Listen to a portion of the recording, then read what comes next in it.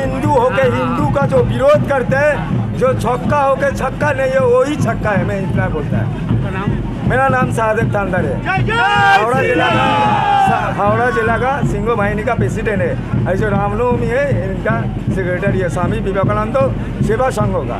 17 বছর আমরা ধরে এই কাজ করছি। আমরা এটা আমাদের রীতি রিবাজ, আদি অনন্ত সনাতন বৈদিক ধর্মে যে রীতি রিবাজ পালন করেই কাজ করছি আমরা।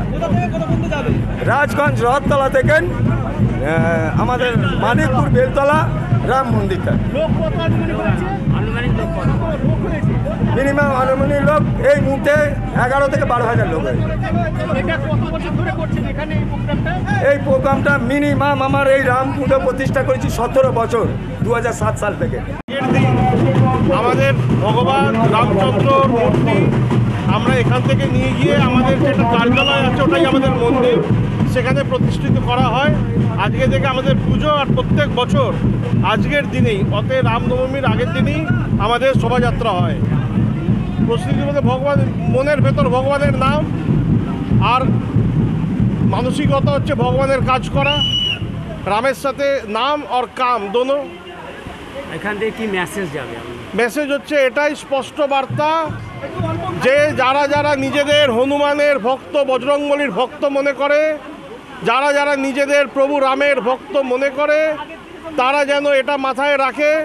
যেমন মা সীতাকে রাবণ হরণ করে নিয়ে গেছিল এবং সমস্ত বানর সেনা যারা রামের ভক্ত তারা মা সীতাকে উদ্ধার করার জন্য লঙ্কায় গিয়ে যুদ্ধ করেছিল, এবং তার আগে হনুমানজি বজরংবলী পুরো লঙ্কা দহন করেছিল, লঙ্কায় আগুন লাগিয়েছিল।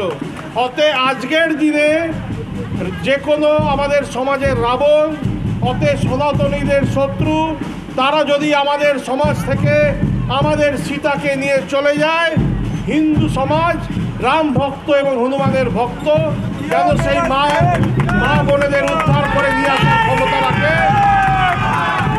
এই বার্তাই আমরা দিতে চাই। এবং আমি গর্বিত যে আমাদের যে হাওড়া জেলার যে সাঁকরাইলের যে বীর যোদ্ধারা আছে, এখানে সহদেব আছে, এখানে আমাদের বহু যোদ্ধারা আছে, তাদের নেতৃত্বে আজকে এখানে প্রত্যেক বছরের মতো রামনবমী এই শোভাযাত্রা পালন হবে। এবং সারা বাংলায় আমরা এই বার্তা দিতে চাই যে যেখানেই আপনারা রামনবমীর শোভাযাত্রা করবেন, যদি কোনো শত্রু আপনাদের সাথে লাগে, অন্তত ভগবানের সম্মান বাঁচাবার জন্য সেই শত্রু যেন উচিত শিক্ষা নিয়ে যায়, এই বার্তাই আমরা দিতে চাই।